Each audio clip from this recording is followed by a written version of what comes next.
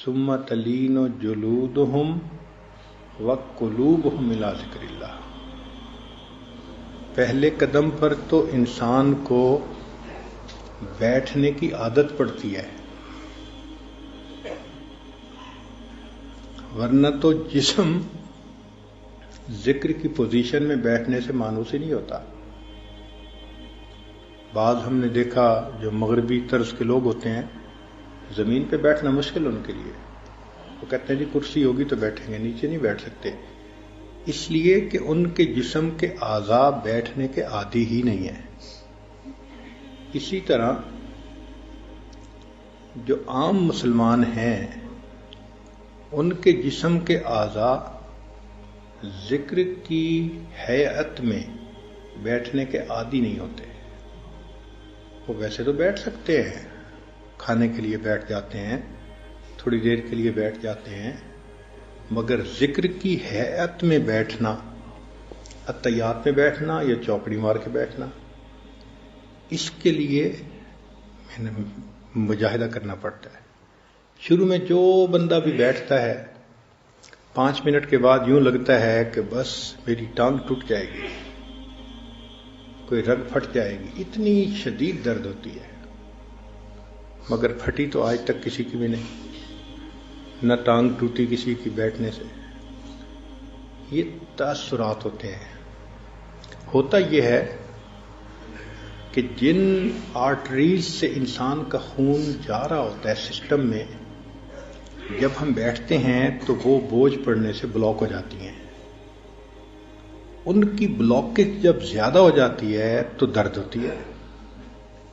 کیوں درد ہوتی ہے؟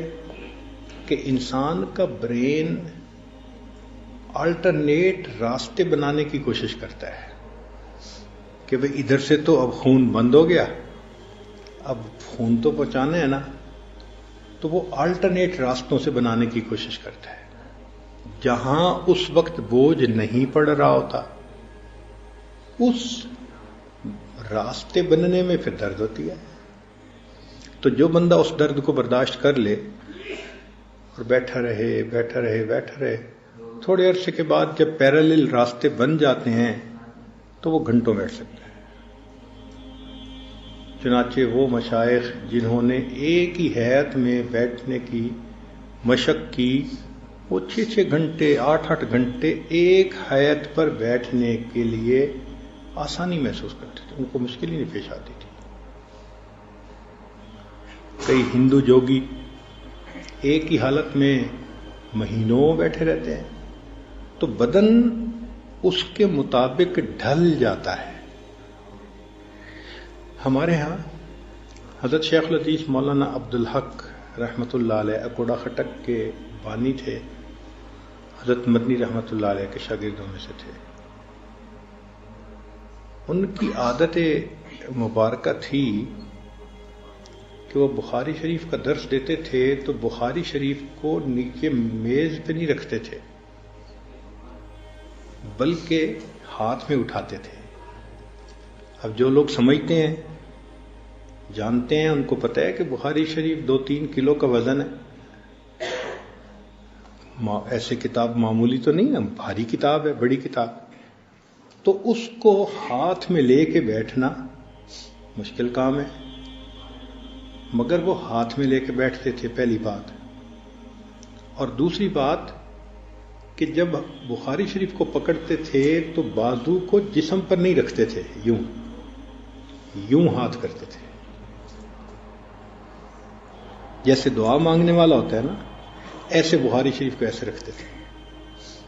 اب اتحیات میں 3 گھنٹے 4 گھنٹے بخاری شریف ہاتھ میں ان کا درس چل رہا ہوتا تھا اور وہ ہلے جلے بغیر اسی کیفیت میں بیٹھے ہوتے تھے.